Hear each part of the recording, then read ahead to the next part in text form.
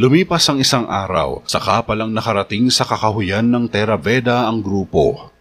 Habang naglalakad na mabagal, hindi maiwasang sabihin ni Elias kay Javier kung gaano kaswerte si Haring Jericho sa buhay dahil sa mga panganib na nakaharap niya ay nagagawa pa rin niyang iwasan ito na parang mga palaso.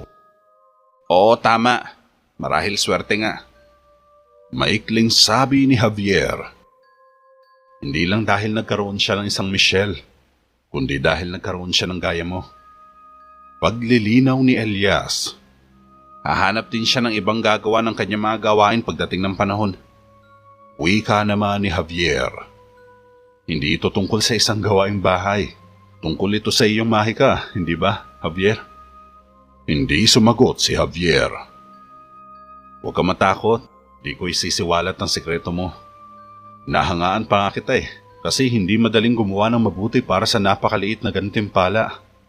Sambit ni Elias. Alam nitong ang mahika ni Javier ang nagpagaling kay Reyna Michelle, ngunit nangako siyang ililihim ito. Hindi ako naghahanap ng gantimpala, tugon ni Javier. Pagkilala kung ganon, saad naman ng batang druid. Ang hinihiling ko lang ay maging ligtas ang kaibigan ko at maayos. Yun lang ang gusto ko. Madiin na pagkakasabi ni Javier na tila may pinupunto siyang bagay kay Elias. Nakita mo na, Javier, mayroon din tayong pagkakatulad. Pagkatapos ng lahat, ang kinabukasan pa rin ng Theraveda ang inaalala natin. Lintaya naman ni Elias, ngunit hindi sumagot si Javier habang patuloy lang binabagtas ang kakahuyan hanggang sa makabalik na sila sa Theraveda.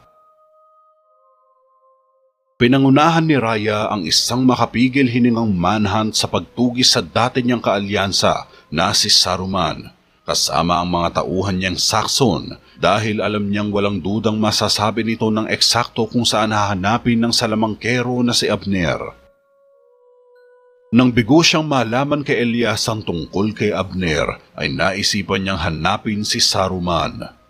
Ngunit may nakapagsabi na matagal nang umalis ang Aliman sa templo, at ang huling balita nila ay nasa isang gubat daw ito na tinatawag ng karamihan na Mids Forest. Ito ay masukal ngunit di naman kalayuan mula sa teritoryo ng Theraveda. Sa paghahalughog nila sa gubat, nakita nila ang isang walang lamang kampo pero ang hinala nila ay gawa ito ng Aliman. Kaya masusi nila itong minamatyagan hanggang sa makabalik ang salamangkerong matanda. Lumipas ang ilang oras, buhat sa madilim na sulok ay nakita nila ang isang silhouette ng lalaki na dahan-dahang lumalapit sa kampo.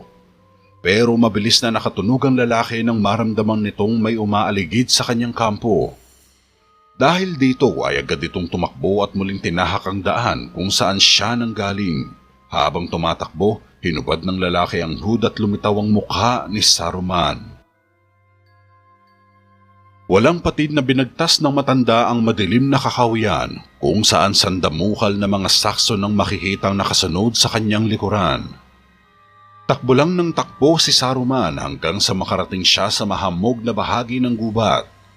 Mula dito ay biglang nawala si Saruman nang magkubli ito sa isa sa matatayog na puno sa paligid. Gamit ang kanyang kapangyarihan ay tinisod niya ang isang Saxon na matuloy na tumatakbo sa gawin niya. Nang ito ay bumagsak, tumusok ang sibat nito sa kasamahan niyang nasa unahan at agad na nakalabit ng kasama ang crossbow na siyang tumama naman sa isa pa nilang kasamahan sa gawing kanan. Sa loob lamang ng isang minuto, 3 kaagad ang binawian ng buhay sa matalinong paraan ng Aliman. Matapos nito, umalis ng tahimik ang Aliman nang magkagulo ang mga Saxon sa di nakikitang kalaban. Maingat tinahak ni Saruman ng isang madamong daan, ngunit bahagyang maliwanag ang bahaging ito kung saan kakaunti lamang ang makikitang hamog sa paligid. Subalit lingid sa kanyang kaalaman, tahimik lang din siyang pinagmamasdan ni Raya na nakatago buhat sa isang madilim na puno. Lumitaw agad ito nang maging kampante na ang Aliman. Gamit ang mahika ay walang habas niyang pinaulanan ng mga naglalagablab na bolang apoy si Saruman. Nagulat si Saruman sa nangyayari kaya hinanap niya kung saan nagmumula ang mga bolang apoy. Subalit ganoon na lang ang gulat niya nang makita si Raya na nakatayo sa tabi ng puno habang ito ay nakangising aso sa kanya. Sa labis na kaba ay agad na kumaripas ng takbo sa masukal na bahagi si Saruman kung saan nagpasigzag-zigzag pa siya para maiwasan ang mga bolang apoy na humahabol sa kanya. Sinundan siya ni Raya kasama ang mga tauhan nito at isang matinding habulan na naman ang nangyari sa loob ng madilim na kagubatan. Halos hingal kabayo na si Saruman sa kakatakbo pero hindi pa rin ito tumigil hanggat hindi nakakalayo sa kanyang dating kakampi. 2 bolang apoy ang sumunod kay Saruman. Nagpa-ekis-ekis si Saruman upang hindi siya matamaan pero sobrang bilis lumipad ng mga ito. 2 puno ang nawasak nandito tumama ang mga bolang apoy. Nagliwanag agad ang paligid na magkaroon ng sunog sa kakahuyan. 6 pader ng apoy ang humaharang sa daanan ng aliman. Hindi ito ininda ni Saruman at nagpatuloy pa rin siya sa pagtakbo. Inapula ni Raya ang sunog upang makadaan sila ng kanyang mga tauhan at hinabol muli si Saruman na kasalukuyang bumababa sa isang talampas. Pinalipad ni Raya ang isang bolang apoy. Tumilapon si Saruman ng tamaan ng isang punong malapit sa kanya. Nang bumagsak siya sa lupa ay agad-agad siyang nilapitan ng mga tauhan ni Raya. Pagkatapos ay kinaladkad siya papunta kay Raya. Umaasa ako ng higit pang hamon pero nakakadismaya naman ang ganito. May panahon na ang pangalang Saruman ay hindi tinatabla ng takot kahit sa isang pinakamatapang na mandirigma. Ang iyong kakayahan sa pagpapahirap ay walang kapantay. Alam mo ba yun? Sarcastic na sabi ni Raya kay Saruman habang nakangisi. Hindi ko yun ipinagmalaki. Tugon naman ng aliman. Ano yung lagi mong sinasabi? Ang biktima ay palagi nagsasalita sa huli? Hindi ba? Nakangisi si Raya. Ano bang gusto mo sa akin? Sabay ang matalim na titig ni Saruman. Mas lalong lumapad ang ngiti ni Raya. Akala ko halata mo na. Gusto kong sabihin mo sa akin kung nasaan si Abner. Matigas na tanong ni Raya. Hindi ba't nung huli nating pagkikita, sinabi ko sa iyong hindi mo na iyon malalaman? Lintaya ni Saruman, pero ngumisi lang ng matalim si Raya dahil inaasahan niyang sasabihin din ito sa kanya ni Saruman sa huli. Pagkalipas ng 2 araw, dinala ni Haring Jericho ang asawang si Reyna Michelle sa isang picnic upang magliwaliw nang sa ganun ay makalimutan nito ang mapait na naranasan mula kay Raya. Kasama nila si Javier ng sandaling iyon upang may katulong si Haring Jericho sa paghahanda para pasayahin ng asawa. Nasa dati pa rin silang pwestuhang pumunta kung saan bahagyang nagtataka pa si Javier sa mga nakikitang bagay at marka sa paligid ng kakahuyan. Animoy may nangyaring kakaiba sa lugar na hindi niya matukoy kung ano. Amoy din niya ang usok ng labanan. Ito talaga ang pinaka-perpektong lugar, di ba? Sambit ni Haring Jericho nang bumaba ito sa kanyang kabayo. Tama ka, mahal. Paborito ko rin ang lugar na ito. Tugon naman ni Reyna Michelle na excited sa kanilang picnic. Minsan nakakalimutan ko na kung gaano kaganda ang Terra Veda.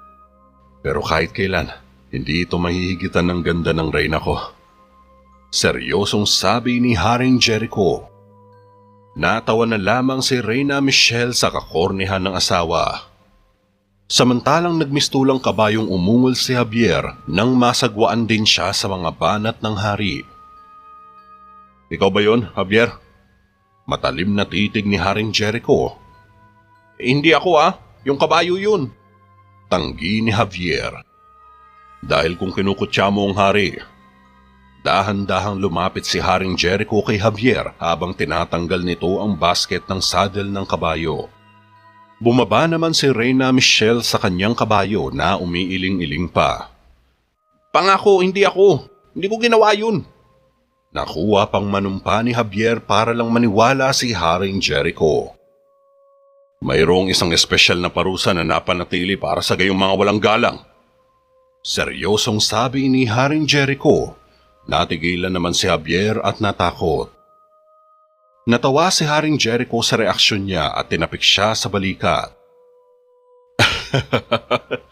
Ay, napakadali mo talagang lokohin minsan, Javier. Ang sama ng reaksyon mo. Iniwan nito si Javier na napanganga na lang at lumapit kay Reyna Michelle. Ano, nandito na ba tayo, mahal? Tanong nito sa asawa. Oo, mukhang perpekto naman ito.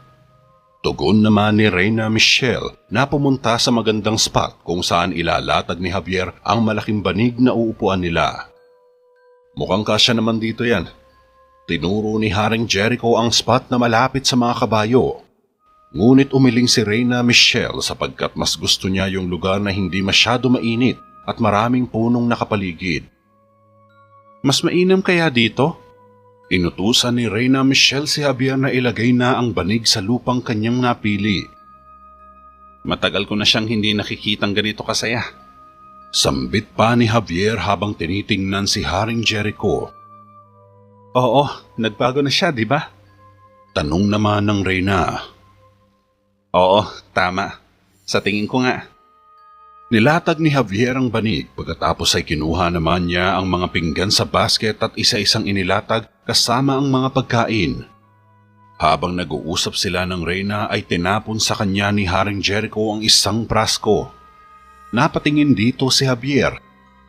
Oh, pasensya na. Akala ko kasi kailangan mo din yan.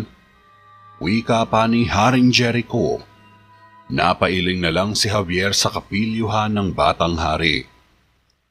Dinampot niya ang prasko at tinabi sa basket. Napangiti lang din sa kanila ang Reyna. Pwes siguro hindi pa talaga siya nagbabago. Pagbawi ni Javier sa kanyang mga sinabi. Hawak ni Haring Jericho ang isang praska at naghahanda itong ihagis kay Javier. At ito rin, handa ka na ba? Tanong pa ni Haring Jericho. Kamahalan! Saway ni Javier, ngunit tinapon pa rin ni Haring Jericho ang praska. Napunta ito sa isang puno na malapit sa kanila. Pinuntahan ito ni Javier para kunin. Sa tingin ko mauhuli pa yan ng aso kaysa sayo. Ang dali namang saluhin yan tapos di mo nagawa. Grabe ka talaga, Javier. Masyado mong pinapagod ang sarili mo. Magpakasaya ka naman minsan. Pang-aalas ka pa ni Haring Jericho. Napapangiti lang si Reyna Michelle sa kanilang dalawa. Dinampot agad ni Javier ang praska. Malamang kasi mas maganda ang pakikitungo mo sa kanila dahil asal hayop ka rin. Sundot pa ni Javier. Bulag ka ba, Javier? Ngunit hindi sumagot si Javier nang makakita siya ng markang ginawa ng mahika sa isang puno nang kalapit ng punong pinagdamputan niya ng praska.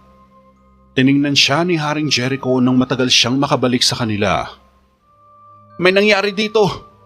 Pahayag ni Javier habang sinusuri ang mga bakas at marka sa puno na tila galing sa isang sunog. Para bang may sumabog na kung anumang bagay. Malamang gawa-gawa yan ng mga bandido na nagagawi sa teritoryo. Wika naman ni Haring Jericho pero taliwas ito sa kutob ni Javier. Malaki ang paniniwala niya na kagagawa nito ng mahika mula sa paraan ng sunog na natamo ng puno at sa pagkakahulma ng mga marka nito. Hindi, ito ay sanhi ng mahika. Pagdidiin ni Javier at inalerto si Haring Jericho na malamang nasa paligid lang si Raya. Subalit inalis ng hari ang kanyang alalahanin. Javier, sino ba ang higit na mas nakakaalam tungkol sa pangangaso? Ikaw ba o ako? Panahon na ng taglagas. Kalahati ng mga puno ngayon sa kagubatan ay ganyan ang itsura. Halika na, naghihintay na ang iyong hari. Sambit ni Haring Jericho. Tumayo naman ang binata para bumalik, ngunit nahagip ng kanyang paningin ng isang medalyon na inabandona sa lupa. Pinulot niya ito at itinago sa loob ng kanyang jacket.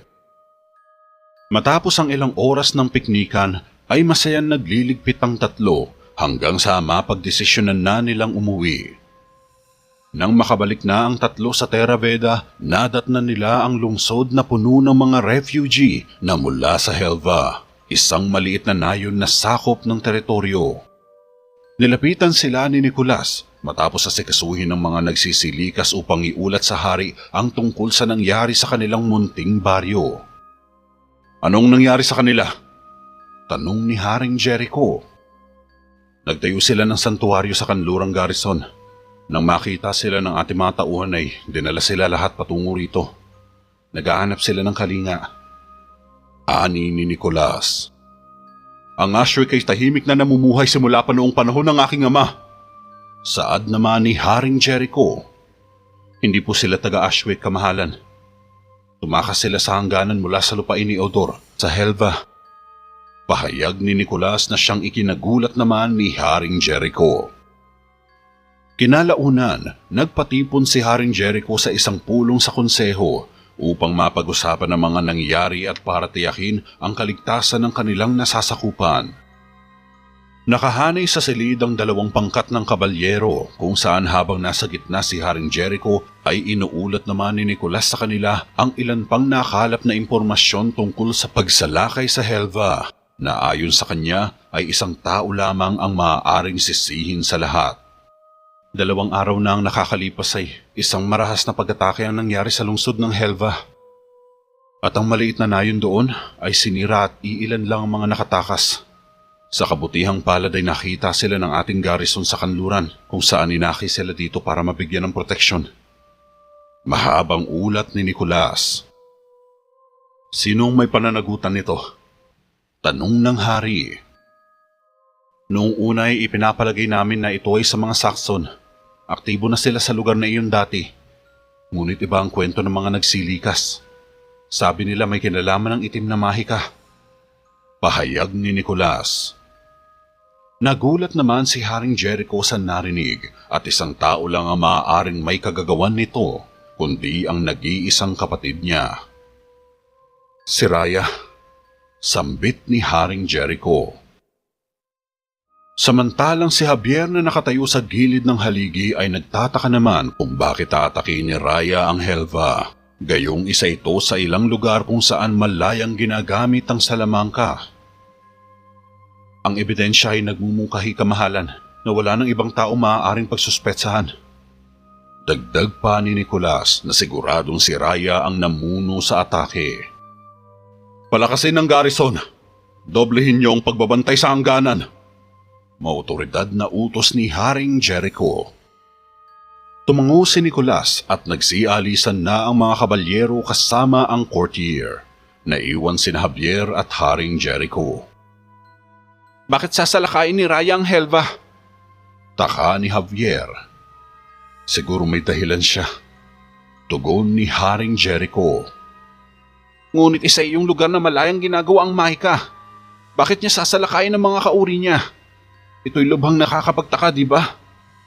Lintaya ni Javier, kaya bahagyang napaisip naman si Haring Jericho sa sinabi niya.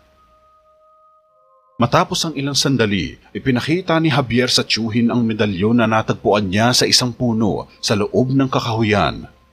Pinag-aralan ni Mang Rigor ang medalyon na kung saan kinilala niya ang pagkakagawa bilang simbolo o marka ng mga tao sa Helva. Ngunit wala siyang mahanap na iba pang marka ng pagkakakilanlan. Hindi may kakaila ang pagkakagawa. Tignan mo kung paano umuulit ang dibuho. Ito ay mula sa Helva, hindi ba? Turan ni Mang Rigor sa pamangkin habang tinuturo niya ang ilang mga pattern na makikita sa medalyon. May iba ka pa bang nakita? Isang pangalan o isang simbolo? Tanong naman ni Javier. Wala sa mga iyon ang nakita ko. Isa lamang itong magandang piraso. Walang sino man ang kusang humiwalay dito. Marahil isa sa mga nagsilikas ng nakahulog lang nito. Teorya pa ni Mang Rigor.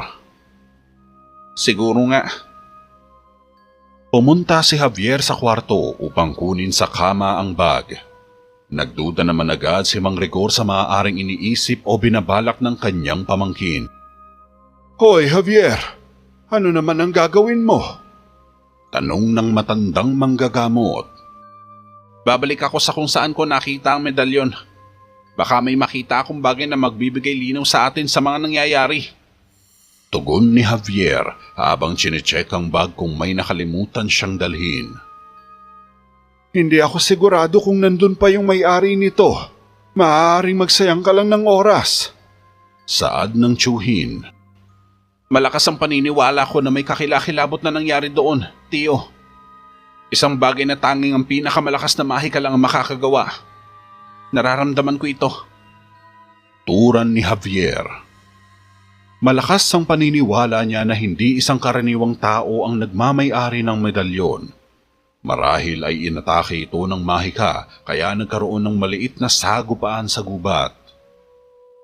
Hindi mo naman siguro pinapalabas na si Raya ay nasa loob ng hangganan ng Terra Veda? Ani ni Mang Rigor. Sino pa ba ang gagawa nito? Sagot naman ni Javier. Huwag ka nang pumunta, Javier. Maaari mo lang ikapahamak yan. Dumito ka na lang. Hayaan mo ang mga kabalyero ang gumawa ng trabaho nila. Suhestyon pa ni Mang Rigor na nangangamba sa gustong gawin ni Javier. Ano ka ba? Ayos lang ako. Lumabas ng kwarto si Javier. Kung ito'y si Raya, mabuti pang magsama ka man lang. Hindi mo alam kung ano ang kaya niyang gawin. Alam mo naman na lumalaki ang kapangyarihan niya. Pagkaalala ni Mang Rigor na nagmumungkahi na isama si Kael sa kanyang pag-iimbestiga para may katulong siya kung sakaling umatake sa kanya ang mga tauhan ni Raya. May misyon ngayon si Kael. Huwag ka mag-alala, babalik din ako mamaya. Lumabas sagad ng bahay si Javier kaya hindi na ito napigilan pa ni Mang Rigor. Sakay ng isang kabayo ay nagtungo si Javier sa lugar kung saan niya natagpuan ang medalyon. Agad niyang ginalugod ang buong paligid matapos niyang bumaba ng kabayo. Sa paghahanap niya ay nakakita siya ng isang sirang karwahe sa tabi ng isang puno at may ilang piraso ng papelang nakakalat sa lupa. Isa-isa niyang pinulot ang mga ito upang ipakita sa tiyuhin. Pagbalik niya sa bahay ay pinakita niya sa tiyuhin ang mga papel na napulot niya sa kakahuyan. Sinuri naman itong mabuti ni Mang Rigor gamit ang eyeglasses na gawa sa magnifying. Sa ilang sandaling pagsusuri, nalaman niya kaagad na ito'y sulat kamay ng isang katha. Tinukoy niya ang pirma kay Saruman at dito niya napagtanto na kaya inatake ni Raya ang Helva ay upang makuha si Saruman para pilitin itong ibunyag kung saang naglulungga si Abner. Hindi ka na dapat umalis. Maaaring isa itong bitag. Wika ni Mang Rigor na inilihim pa muna kay Javier ang kanyang mga nalaman. Ngunit nahalata ni Javier na meron na siyang natuklasan kaya pinilit siya nitong paaminin na kalaunan ay nasabi rin niya ang totoo. Alam kong naintindihan mo na kaagad ang mga nakasulat dyan. Sabihin mo na sa akin kung ano. Pangungulit pa ni Javier habang ito'y umiinom ng isang tasa ng kape sa lamesa. Ito'y sulat kamay ng katha. Sigurado ako. Pahayag ni Mang Rigor na siyang ikinagulat naman ni Javier. Yung aliman? Yung dumukot sa'yo? Anong sinasabi sa sulat nito? Sunod-sunod na tanong ni Javier. Ang tagal ko nang hindi nakarinig ng wika nila. Bali basahin mo na lang. May bahagi ng isang pirma dito. Tinuro ni Mang Rigor ang isang partikular na bagay sa sulat ni Saruman. Tumayo si Javier para tignan ito. Ano kaya to sa tingin mo? Habang lumalapit si Javier. Pirma ni Saruman. Kaya inatake ni Raya ang Helva. Dahil kay Saruman upang makuha ang hinahangad niya. Ngayon ay sigurado na tayo dito. Sambit ni Mang Rigor. Pero bakit napakalaki ng panganib ang sinuong ni Raya para sa isang tao lang? Pagtataka naman ni Javier. Hindi mo ba naiintindihan? Isa lang ang dahilan nito para maibunyag niya kung sino si Abner. Tugon ni Mang Rigor. Pero hindi man lang nakitaan ng takot si Javier. Hinding-hindi ako ipagkakanulo ni Saruman. Nakita ko ito mismo sa mga mata niya noong unang magkaharap kami. Siya pa nga tumulong sa akin para makatakas kay Raya eh. Paano niya gagawin yun? Saad ni Javier. Hindi ko siyang loob. Ngunit gagamitin ni Raya ang bawat kapangyarihan na meron siya upang wasakin ito at kahit na ang katha ay hindi maaaring labanan ang itim na kapangyarihan na ito ni Raya. Litanya ni Mang Rigor. Samantala, nakakulong si Saruman sa abandonadong kastilyo ni Raya na isa sa mga kuta niya sa pinakadulo ng kakahuyan. Kasalukuyan siyang pinapahirapan ng mga kawal ni Raya upang mapaamin siya sa kanyang mga nalalaman tungkol sa dakilang salamanggero. Ngunit kahit bugbog sarado na, tumanggi pa rin itong isuko ang tunay na pagkakakilanlan ni Abner.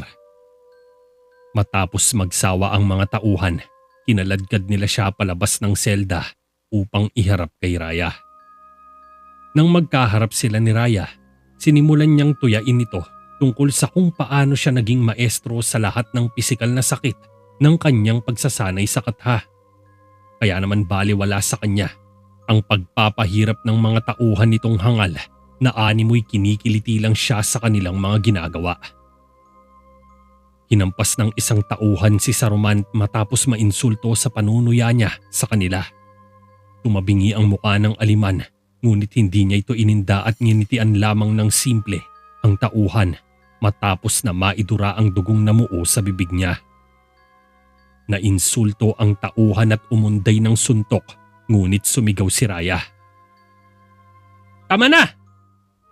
Pigil ni Raya sa tauhan. Sa pilitan namang pinaluhod ng isa si Saruman para iharap muli kay Raya. "Kamusta ka, Saruman?" Nakangiting bati ni Raya. "Sinasayang mo lang ang oras mo sa akin, Raya. Hinding-hindi ko sasabihin kung sino si Abner." Matigas na sabi ni Saruman na naliligo na ang bibig sa dugo mula sa todong paggugulping inabot sa mga bruskong tauhan ni Raya. Hindi totoo yan. Hindi masasayang ang panahon ko sa iyo. Dahil alam kong sasabihin mo rin sa akin ang lahat ng mga nalalaman mo. Sa tingin mo, bubuhayin pa kita ng matagal kung nagsusunog lang ako ng oras dito? Kaya kung ako sa iyo, magsalita ka na habang mahaba pa ang pasensya ko. Sarkastikong saad ni Raya, ngunit hindi natinag si Saruman at pinapanindigan pa rin niya na siya ay isang katha. Ang taong nagpapaamin sa mga taong kinukuhanan niya ng impormasyon gamit ang torture. "Ako'y isang katha. Sinanay mula sa kapanganakan upang makabisado ang lahat ng pisikal na sakit. Para umangat sa..." Napahinto sa pagsasalita si Saruman. Oo na. Maaari mo nga labanan ng anumang pisikal na pagpapahirap. Nagagawa mong ihiwalay ang iyong isip sa iyong pisikal na katawan. Ang lahat ng ito ay isang kahanga-hangang regalo, Saruman. Pero wag mo akong itulad sa iba dahil ngayon malalaman mong hindi ako magiging interesado sa katawan mo. Dahil hindi mo na mahihiwalay ang diwa mo. Nakikilala mo naman ito siguro, hindi ba? Mahabang wika ni Raya. Nanlaki naman ang mga mata ni Saruman sa nakikita. Nakikita ko na sa wakas kung gaano ka makaramdam ng takot. Nakangising pinakita ni Raya ang ulupong sa harap ni Saruman matapos buksan ng isang kahon. Ang Nathair, nasambit ni Saruman sa gulat. Tama, Saruman, isang Nathair. Maaaring magdulot ng isang pinakakatangi-tanging sakit. Hindi sa katawan ng biktima, kundi sa mismong kaluluwa niya. Kaya muli kitang tatanungin, nasaan si Abner? Matigas na tanong ni Raya. Napalunok pa agad ng laway ang aliman nang magsimulang gumapang ang ulupong palabas ng kahon. Kinaumagahan, pumasok si Javier sa Royal Chambers para hanapin si Haring Jericho. Nakasalukuyan namang nagpaplanong sorpresahin si Reyna Michelle ng isang romantikong almusal habang ito ay natutulog sa kama. Shhh! Saway ni Haring Jericho nang buklatin ni Javier ang kurtina. Nakita niya si Haring Jericho na nakatayo sa gilid ng kama habang tulog si Reyna Michelle. Anong ginagawa mo? Pagtataka naman ni Javier. Gusto ko siyang sorpresahin. Isang kakaibang almusal sana. Mahinang sabi ni Haring Jericho na nakangiti. Oh, napakagandang plano. Sampit ni Javier na agad umalis dahil alam niyang uutusan na naman siya ng hari. Uy, saan ka pupunta? Pigil ni Haring Jericho sa kanya. Hindi mo naman ako kailangan, di ba? Tugon naman ni Javier na nilalakasan ng tinig para magising ang Reyna. Pampihira. Inaan mo nga ang boses mo. Hindi ako pwedeng lumabas para kumuha ng almusal. Ano? Utusan ko sarili ko. Paano kung magising siya at mataranta? Wika pa ni Haring Jericho. Mataranta? Bakit naman? Tumaas ang kilay ni Javier. Ay, bakit ba ako nagpapaliwanag sa'yo? Pwede ba lumabas ka na lang at magdala ng almusal dito? Inis na utos ni Haring Jericho. Tumango na lang si Javier sa takot. Javier, yung bulaklak, huwag mong kalimutan ang mga bulaklak ha. Habol pa ni Haring Jericho kay Javier. Siyempre, yung paborito niyang gumamela na personal na pinipitas. Ang ganda. Wika ng binata na may bahid ng kilig. Tumangu-tangu lang si Haring Jericho na iniiwasang mabulabog ang mahimbing na tulog ng kanyang asawa. Oo, yun nga. Ala, kilos na. Pagtataboy ng batang hari. Ngumiti lang si Javier na lumabas ng kwarto at pagdating niya sa may kakahuyan ay namitas kaagad siya ng mga bulaklak sa maliit na bakuran. Ngunit habang napapunta sa masukal na bahagi, may isang matandang babae ang biglang lumitaw sa bandang likuran niya na nakasuot ng kulay asul na balabal. Habang namimitas ay tinitignan ni Javier ang mga kawal na nagroronda sa buong paligid kasama ang ilang mga kabalyero kung saan mahigpit na binabantayan ngayon ang bawat tarangkahan ng likod ng kastilyo dahil sa umuusbong na balita na sunod na sasalakayin ni Raya ang Terraveda. Binakuran nila ang perimeter ng South Gate na maaaring lusutan ng mga kalaban. Nagtayo sila ng maraming sentry post dito upang masigurong matibay ang kanilang likuran. Bukod rito, pinakalat din ni Haring Jericho ang ilang mga kawal sa loob at labas ng gubat para matunugan kaagad kung may papasok na mga kalaban. Ngunit habang namimitas si Javier sa parang, ay biglang sumulpot sa likod niya ang matandang babae na nakamasid lamang sa ginagawa niya. Hinawakan siya nito sa kamay kaya napalingon sa gulat si Javier at nabitawan ang mga bulaklak, subalit sinenyasan siya ng matandang babae na manahimik. Malapit na ang malaking labanan. Dapat kang makinig sa akin, Abner. Sambit ng matandang babae. Nakita ni Javier ang tattoo sa bandang pulso ng mahiwagang babae nang hawiin niya palayo ang kamay niya dito.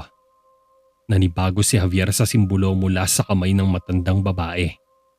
Hinila niya sa isang sulok ng puno para hindi sila mahagip ng mga kawal na nagpapatrolya sa paligid ng kakahuyan. Sino ka? Paano mo nalaman ang katawagan ko? Sunod-sunod na tanong ni Javier sa matandang babae. Ang mga kaaway ni Jericho ay nasa malapit lang kaysa sa iyong iniisip. Kung pinapahalagahan mo ang iyong hari, salubungin mo ako mamayang gabi sa lubang templo ng Iaro. Pumunta kang mag-isa o hindi mo na maililigtas pa ang iyong tinitigalang hari. Umalis ang matandang babae na hindi man lang nagpapakilala kay Javier. Bumalik si Javier sa palasyo upang ihatid ang almusal ng Reyna. Sinalubong siya ni Haring Jericho sa may kurtina upang kunin sa kanya ang almusal. Tinikman pa niya ito ngunit nagtaka nang wala siyang makitang bulaklak sa plato. Kabilin-bilinan pa naman niya ito kay Javier bago siya umalis.